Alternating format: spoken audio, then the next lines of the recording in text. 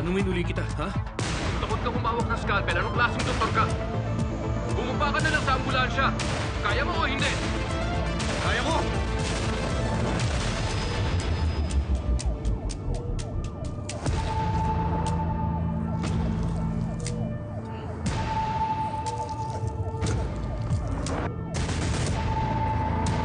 Steady lang. Huwag malikot yung camera. Okay, buksan mo yung incision. Sige, tingnan mo yung loob. Hanapin mo yung wire.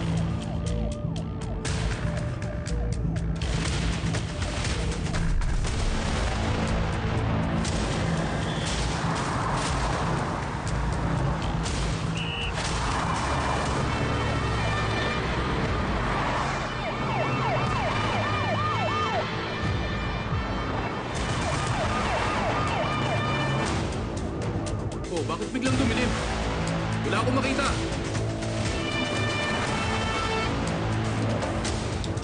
Sira yung ilaw!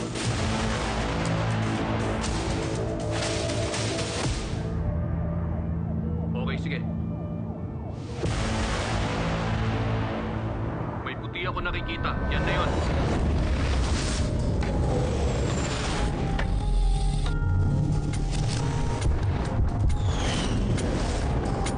Kunin mo yung scissors. Putulin mo.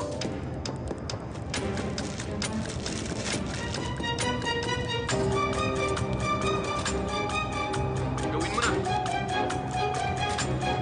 Meron ba itong kuryente? Huwag kang mag-alala, di ka makukuryente.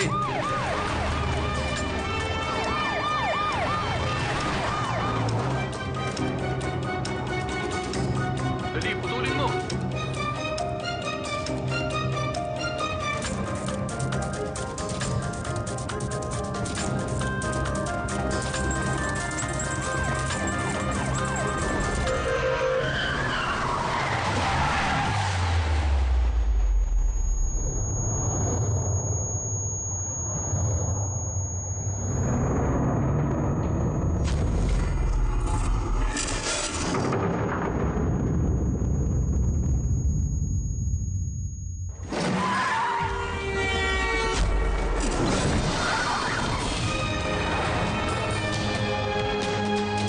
Hoy! Bakit nawala ka? Ano nangyari? Ha? Bakit walang sumasagot sa inyo? Ano ba nangyari?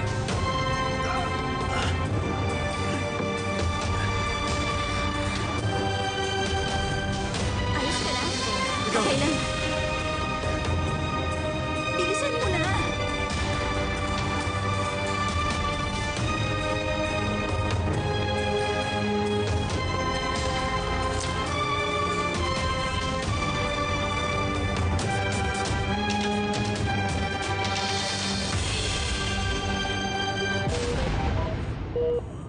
Stabilizing niya.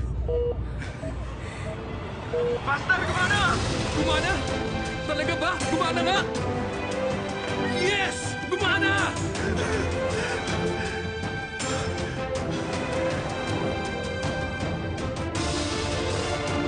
Pahingin, Brenda.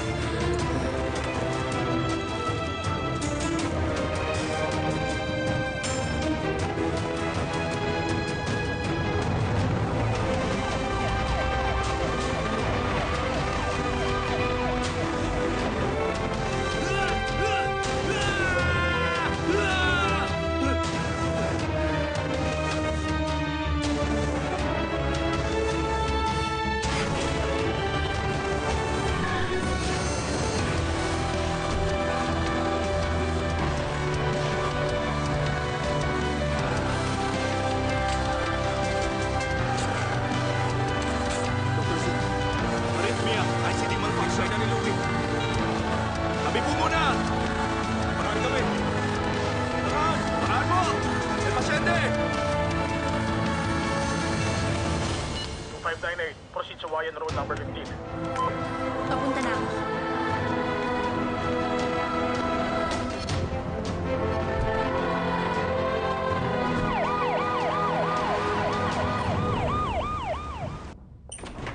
Doctor.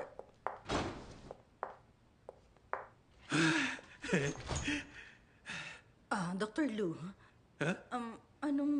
Hi! Hi. Naistorbo ba kita? Hindi. May nailigtas kasi akong pasyente. Excited lang. Hindi pala kita dapat istorbohin. Okay lang. Anong problema? Oo. Nagpunta ako para magpasalamat ng personal. Gusto ko rin kumonsulta sana. Mga 2 taon na kasing sumasakit ang tiyan ko minsan. 1, 2. Ay. Sumasakit ang tiyan? Oo. Okay, hindi yun okay. Upo ka muna. Sige, upo ka. Halika na.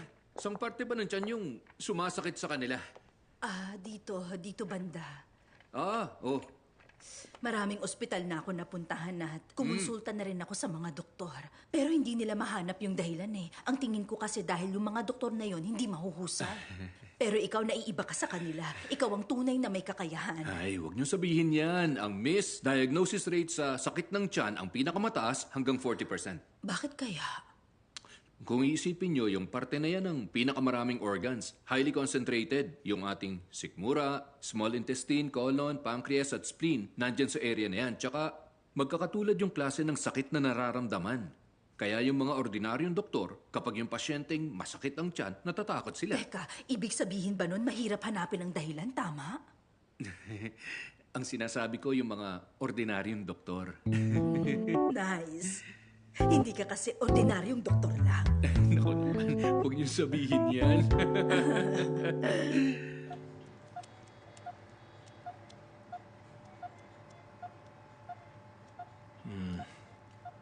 Yung insulation layer ng wire na to, sirang-sira na.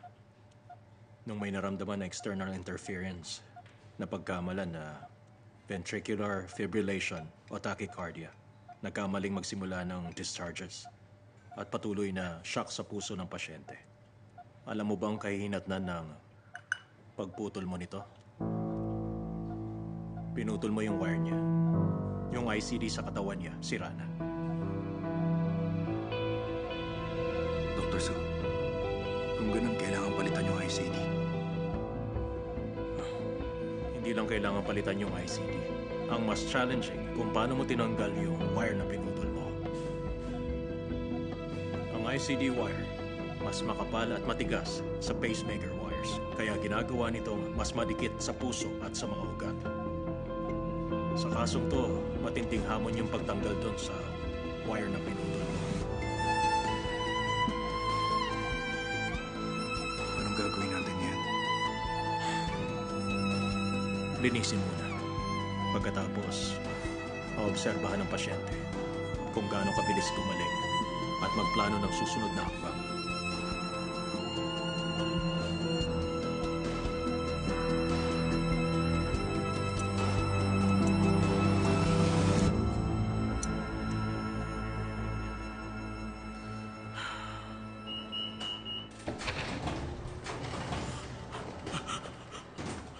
Dok, kumusta siya? Hindi na critical ang kondisyon niya. Hindi siya pwedeng mamatay. Hindi niyo yata narinig ang sinabi ko. Ang sabi ko, hindi na critical. Hindi siya patay. Ay, Dok. Talaga, ang dami niya pinagdaanan. Araw-araw mula madaling araw hanggang hapon. Mahigit 100 kilometro ang binabiyahe niya. 20 hanggang 30 ang order namin. Pero pinilit niya na tumanggap ng 50 ang order. At Sharon Stevens ang kinakain araw-araw. Sabi niya, kung gusto niya patayuan ng malaking bahay ang mga magulang niya, para hindi na siya hahamakin ng mga taga-village. Dok, 22 anyos lang siya. Kung di niya tumalagpasan, nakakaawa siya.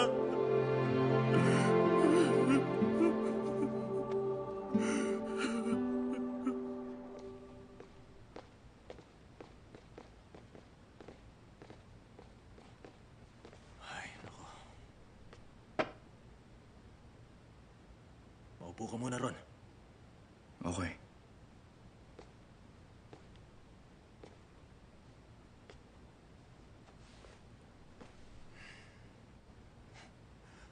Hindi ko inasahan na mapangahas ka, ha?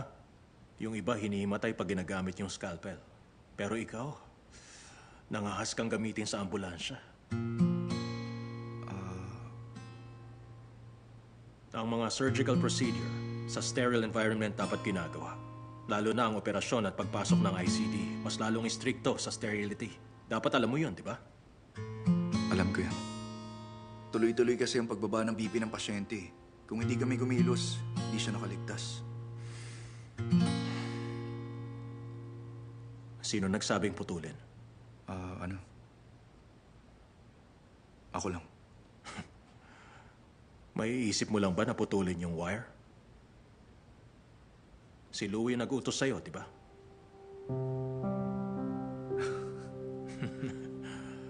Ay, umalis na siya.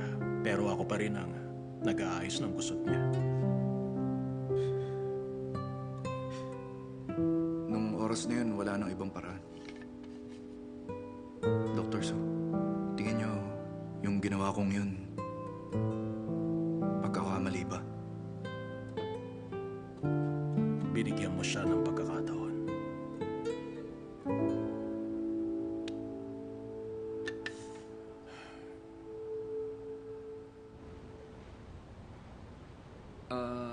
Yung test results lumabas na. Walang problema sa ibang organs nyo sa abdominal cavity. Kumpirmadong diagnosis. Yung sakit sa tiyan dahil sa gallstones. Ayun. Sa ngayon, 2 option ng gamutan. Yung isa, tatanggalin yung gallbladder sa surgery. Teka lang, ayoko ng surgery. Alam kong ayaw nyo ng operasyon. Meron namang conservative treatment. Gamot. Reresetahan ko kayo. Pagkatapos, siguruhin nyo na mag-bland diet muna kayo. Heto, inumin nyo Okay. sa tamang oras. Pero kailangan nyo malaman na meron din panganib sa conservative treatment. Bakit ko nasabi? Kasi sa nakikita ko dito sa ultrasound, yung pinakamalaking bato nasa 8 millimeters. Halos kapareho ng lapad ng tubo ng apdo. Pag nahulog yun sa tubo ng apdo at bumara, pwedeng maging sanhi ng acute cholangitis. May siguradong panganib din. Maging maingat kayo. Okay lang. Alam kong hanggat nandyan ka, hindi magtatagal ang gallbladder na to. Oo, pagtutulungan natin yan.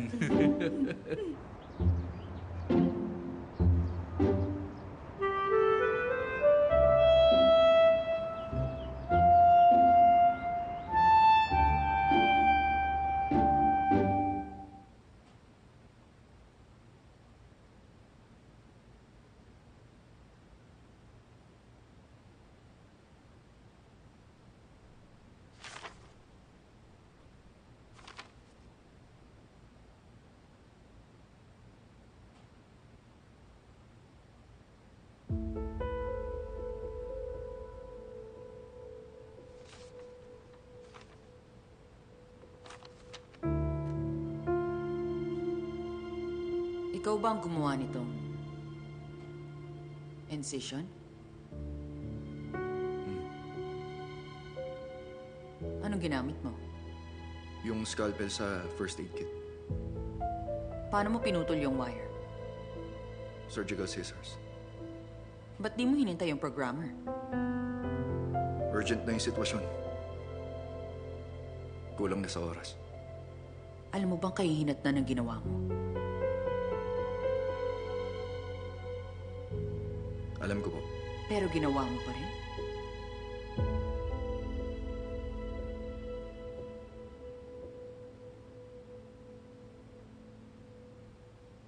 Doktor ako eh.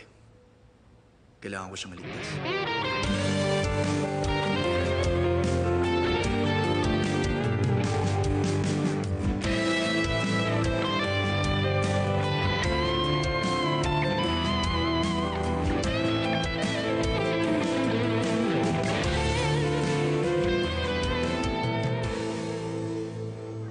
Ano bang ginagawa mo? Busy ako. Basta, halika.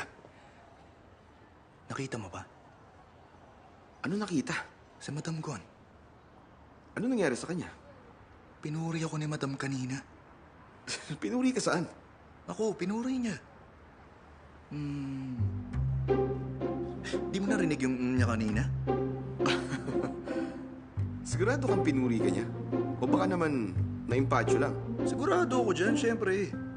Di mo maintindihan yung malalim na ibig sabihin. Alam mo ba mula nung pumasok ako rito, ito ang pinakamalupit na pagkilala niya sa akin. Nandyan yung papuri,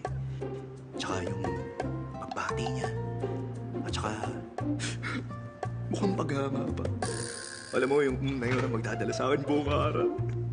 Wang Yangming, halika.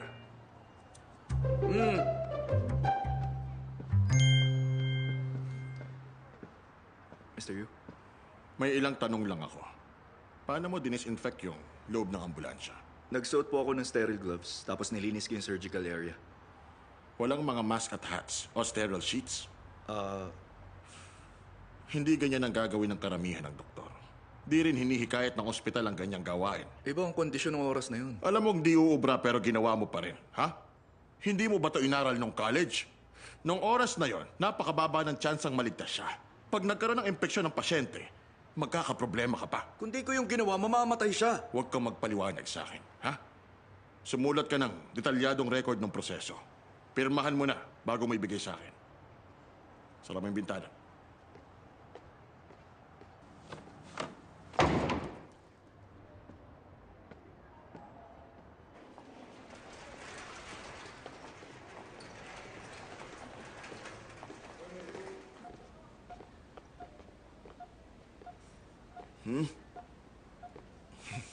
Kumusta ka na? Sabi ni Dr. Sue, magandang recovery ko. Walang sesame cake eh. Ito, para sa ito. Ang bait mo sa akin. Oh, Dr. Wang Yangming. intern ako. Hindi. Tagapagligtas ka. Kailangan maalala ko ang pangalan ng tagapagligtas ko. Sobra ka naman. Wang Chang. Parang si Lagervic. Huwag ka mag-anak kami. Pero alam mo, pagkatapos kitang iligtas, gusto kitang ituring na parang sa akin. Anong ibig sabihin na parang sa'yo ko? Idiom lang yun. Ibig sabihin, tratuhin ng isang tao na parang sariling anak. Sinasamantala mo ba ako? Hindi ko naman yung sinadya. Ano lang yun? Pakaramdam. Kakaiba lang. Nga pala, may gusto ako kayo tanong. Yung araw na yun, niligtas mo ako at winasak mo yung pinto ng banyo. Sabi ng landlord, pagkatapos nung nangyari, binayaran siya ng babaeng pulis para sa nasira. Sino kaya yung pulis na babae? Yung kaibigan mong tumawag ng pulis, salamat talaga sa kanya. Siyang nagsira ng pinto at umalalay sa amin. Kasasabi mo lang na pinunta niya yung landlord mo at binayaran niya? Oo, sabi ng may-ari sa akin.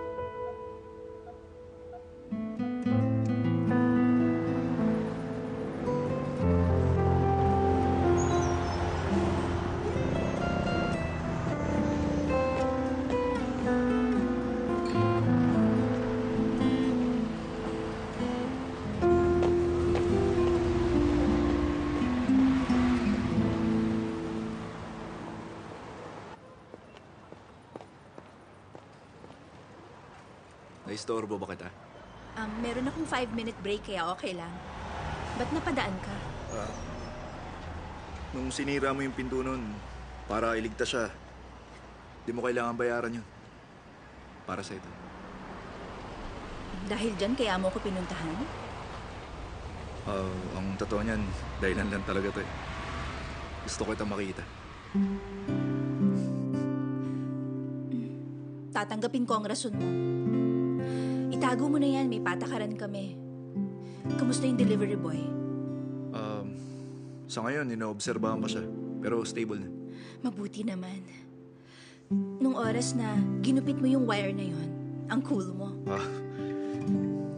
Ikaw rin, nung sinabihan mo yung mentor kong tumahimik.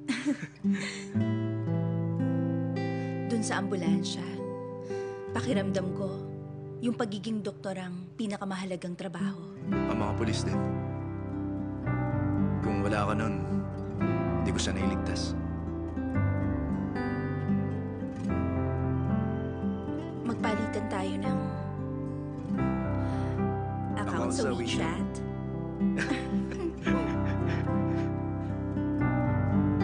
Kunin ko lang yung phone ko sa locker, ah. Ay, sige na, kunin mo na itong pera. Baka isipin ng iba, nanunuhol ka. Hindi, paano kita babayaran? Hihintayin kita ha.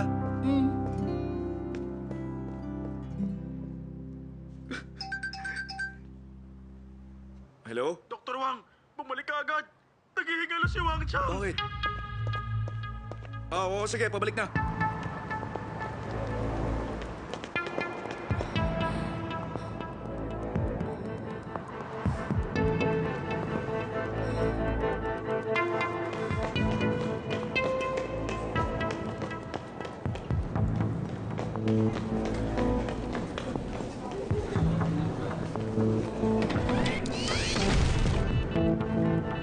Second defibrillation.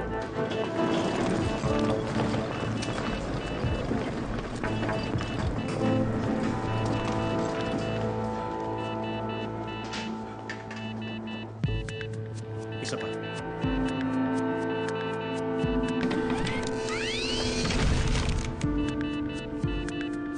Isa pa.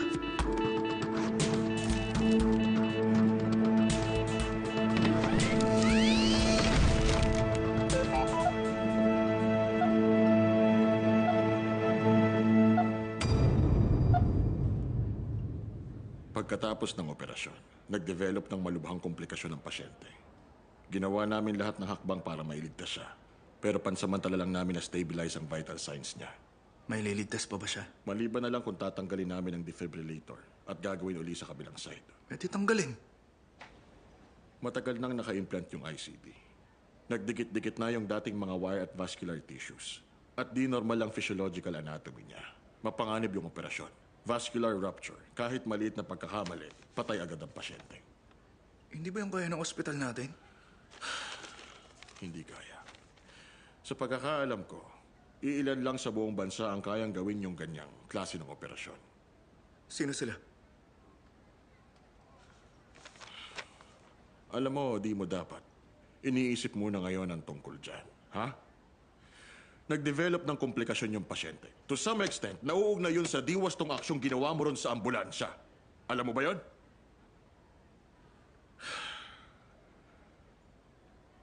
Ayon sa patakaran ng ospital, mula sa araw na to, dismissed ka na. Mag-impake ka na. Ngayong araw ka aalis ng ospital.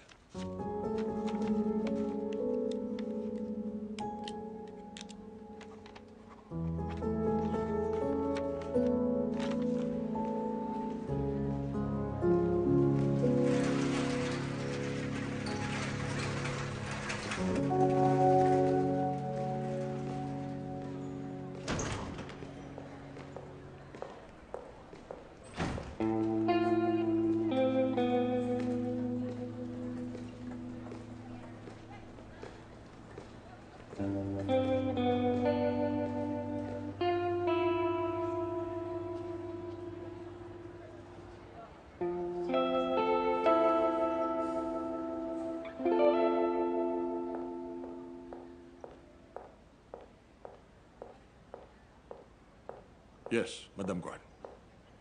Kumusta? Wala pa rin tayong magagawa. Kumonsulta na kami. Yung pagtanggal pa lang ng wire, mahirap na. Yung physiological anatomy pa. Ito. Pinirmahan niya. Kahit na magkaroon pa ng mga pagtatalo, may paliwanag na tayo. Ayos lang. Sapat na ang mga nagawa mo. Hanggang kailan mo siya poprotektahan? Ha? Hihintayin mo hanggang sa mas malaking gulo na ang idulot niya at mapatalsi kayong dalawa sa ospital? Ikaw si Madam Guan. Hindi ka urong-sulong na tao eh. Anong nangyari sa'yo? Kung ginagawa niya lang yun para mapabilib tayo, talagang hindi ko siya iingatan. Pero hindi niya inisip ang sarili niya. 100% committed siya sa pasyente. Gusto niyang iligtas. Kung meron siyang kahit katiting na binabalak, pipirma ba siya? Walang kumikwestiyon sa pagkatao niya. Nagiging sanhi lang siya ng kasiraan. Tama? Sa totoo lang, hindi sa kanya lang ang kabuuan ng pananagutan. Pero nilabag pa rin niya ang kalakaran. Lumabag para sumagip ng buhay. Bakit ba may mga regulasyon, ha? Para paalalahanan ng mga doktor ng sarili nating limitasyon. Kung sino ang kayang iligtas at kung sino ang hindi. Ilang taon na tayong mga doktor. Siyempre, alam natin yun. na sa bawat kaso, limitado ang kakayahan natin. Limitado rin ang pasyenteng kaya nating iligtas. Pero hindi niya alam yon. Siya kasi 100% na naniniwalang kaya niyang iligtas lahat. Ang turing niya rito, mission niya. Pero itong pasyente, hindi niya kaya iligtas ng 100%.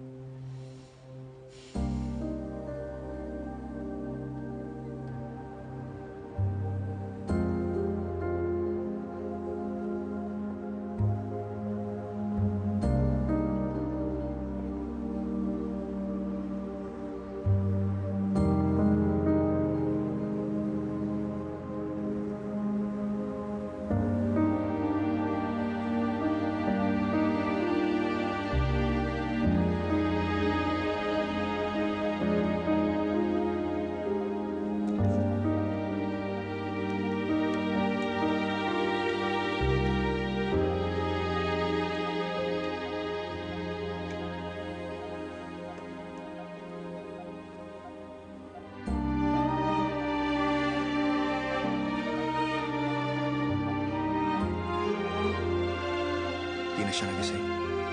Paminsan-minsan, sabi ni Dr. Su, ilang araw na lang daw.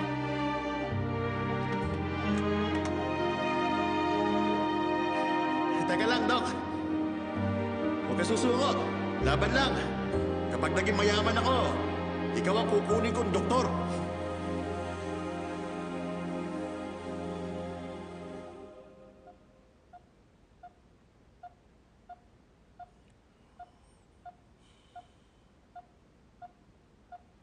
Gising ka na.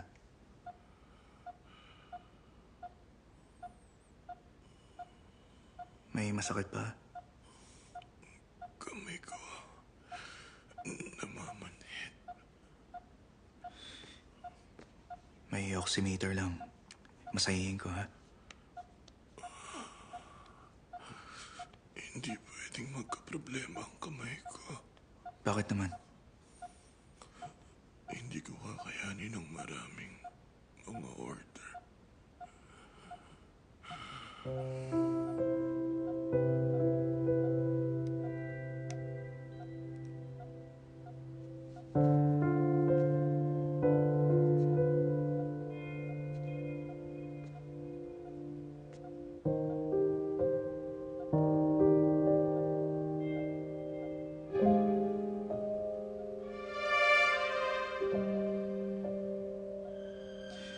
Sa ngayon, nangihina ka pa. Matulog ka lang. Pahinga ka, ha?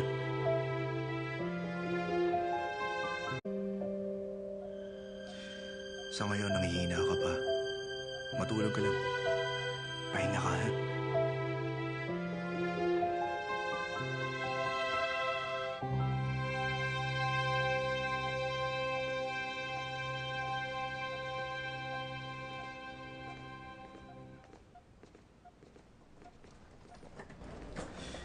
Dr. Su, narinig ko kay Mr. Yu. Wala pa sa 5 ang doktor na kaya mag-opera kay Wang Chang. Kilala mo ba sila? Ang kilala ko, 3 lang. Nag-abroad yung isa sa Guangzhou. At yung isa naman may sakit. Mahanap lang natin kahit isa sa kanila, hindi isusuko ni Madam Guan ang pagkakataon. Wala ba tayong gagawin man lang? Sa ngayon, irreversible ang kalagayan niya. Kung hindi siya maoperahan, 3 hanggang 5 araw lang siya. O anytime, mamamatay siya. Wala ba tayong pwedeng gawin habang binabantayan siya? Di bali na. Tara, samahan mo ako sa labas.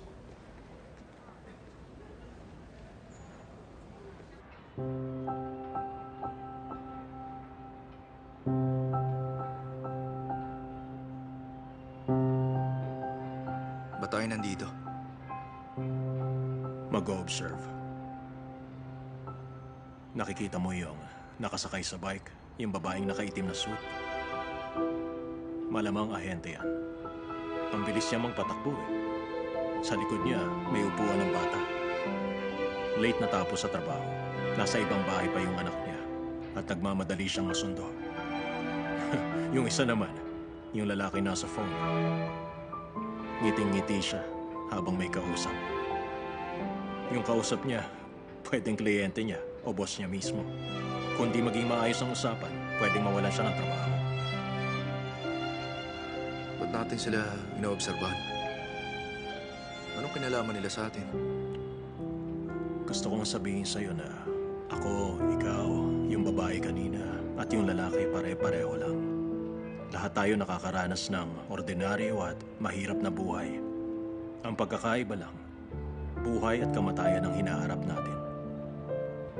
Bagong doktor ka pa lang, hindi mo matanggap ang namamatay na pasyente sa harap mo. 1 dekada ko na itong ginagawa. Hindi ko na mabilang kung ilang pasyente ko ang namatay.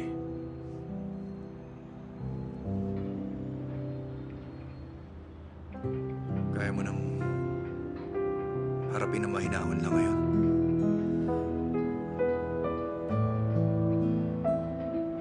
Walang sino man ang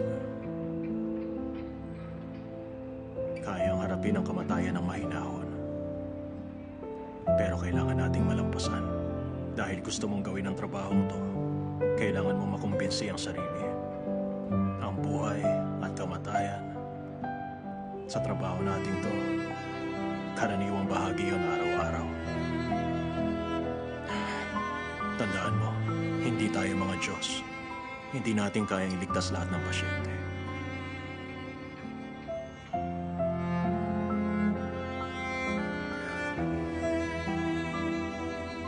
Ang bigat sa pakiramdam nito. Oo, mabigat nga. Kaya hindi natin pwedeng panalimin. Humanap tayo ng paraan para makamove on sa emosyon na to kaagad. Paano kung hindi ko magawa? Magdurusa ka dahil sa sama ng loob. Mawawala ang lakas ng loob na harapin ang susunod na pasyente o magpatuloy sa propesyon mo. Tanggapin mo ang realidad. Realidad na wala kang magagawa. Huwag ka masyadong maging emosyonal. Huwag mong isipin ang nakaraan. Sa ganung paraan, mailalaan mo ang sarili mo ng buong puso sa bago mong trabaho.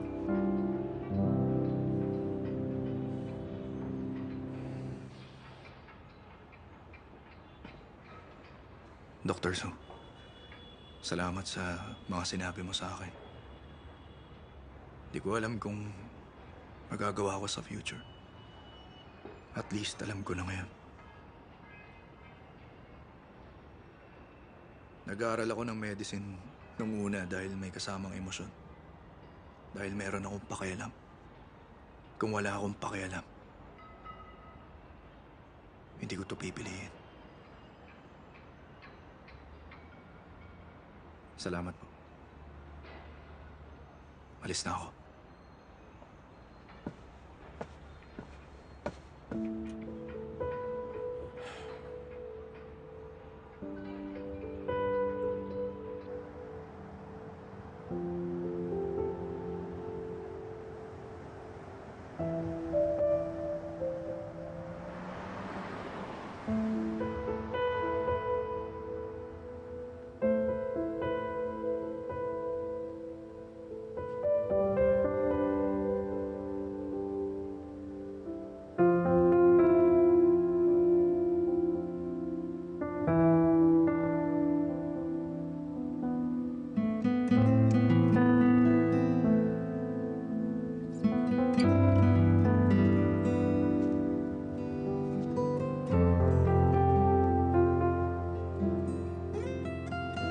May problema?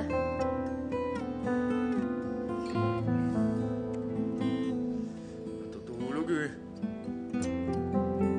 Tigilan mo na nga yan.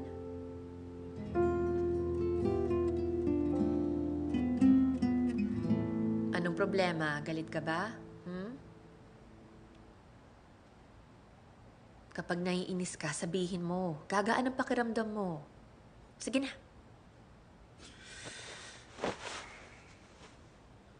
Meron akong pasyente. Hindi ko siya mailigtas. Wala akong magawa kundi panoorin siyang mamatay. Alam mo ba yung pakiramdam?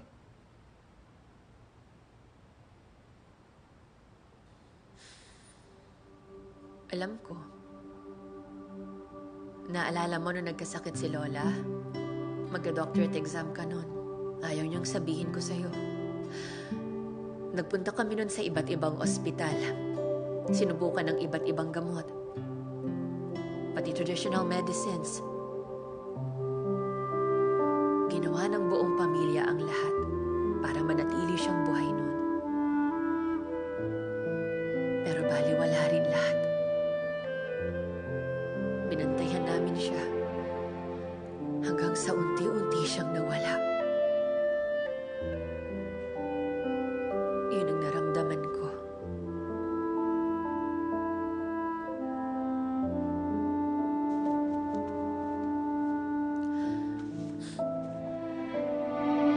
Yun lang ang kaya natin gawin. Pagkaharap ang mga mahal natin. Sa mga pasyente, basta nagawa mo ang lahat, sapat na yun.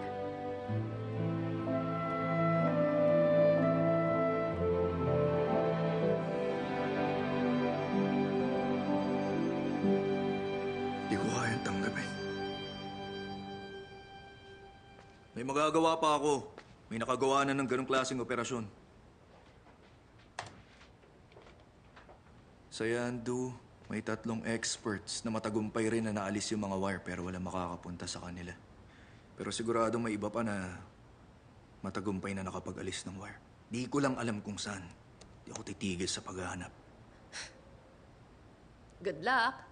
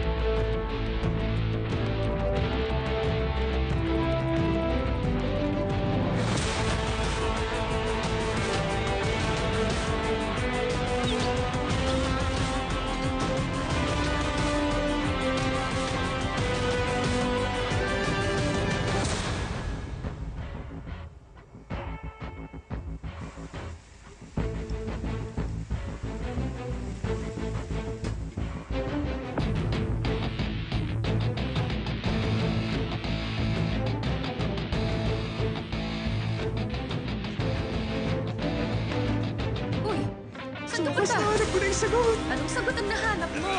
Ha? Saan ka pupunta? Parang hindi ka mapakali. Kain. Oh, Wala na dali akong ka. oras. Hala, mainit yan. Kamay! Uy, mag-ingat ka, ha?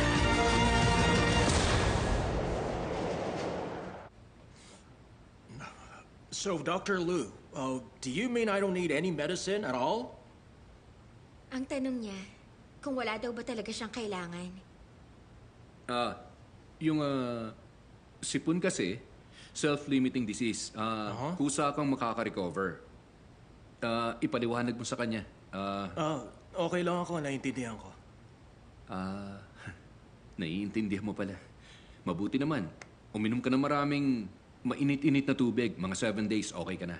Alam mo ba na hanggat hindi lampas sa 38.5 degrees ang lagnat mo, hindi mo kailangan ng gamot. All right. Okay, so you mean I can actually go now? Ikaw, okay. Okay ka na. Siya nga pala. Huwag ka nang pupunta sa ospital tuwing may sipong ka. Pahinga ka sa bahay, mga 3 to 4 days. Inom na maraming tubig, ha? Ngayon, kung lumala, punta ka. Oh, really? Dito kasi sa ospital, maraming mikrobyo. Makakasagap ka pa. Oh, got it. Got it. Thank you so much, Dr. Liu. You're the most honest doctor I've ever seen. Thanks a lot. I appreciate it. Yeah. Walang anuman. Have a nice salamat day. din. Okay, you can go. Goodbye. Okay, bye.